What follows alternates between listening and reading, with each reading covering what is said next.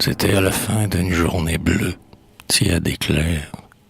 Un piano chantait dans ces quartiers blancs et neufs, où les lauriers, les grilles, les sycomores trembleurs font penser à des amours de pensionnaires. Les vignes vierges, comme des cordes de piment rouge, rampaient dans le vent triste comme une flûte, qui soufflait doucement dans le crépuscule, à cette heure où, comme les cœurs, les feuilles bougent. Mon âme, que ce soit le matin ou le soir, aime les grands murs blancs qui ont des lèvres de rose.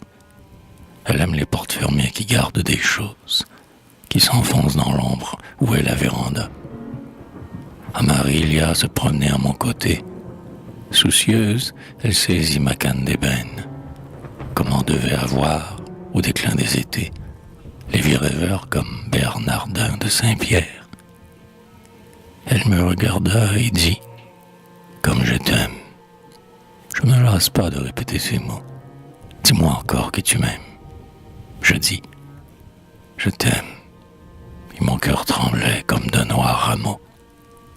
Il me sembla alors que mon amour pour elle s'échappait en tremblant dans le jour rose et mûr, et que j'allais fleurir derrière les dos mûrs, les sabres des glaïeuls dans les tristes parterres.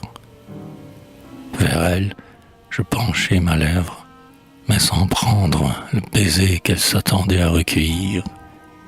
Ce fut plus tendre encore qu'une guêpe chantante qui voudrait sans vouloir se poser sur un lys.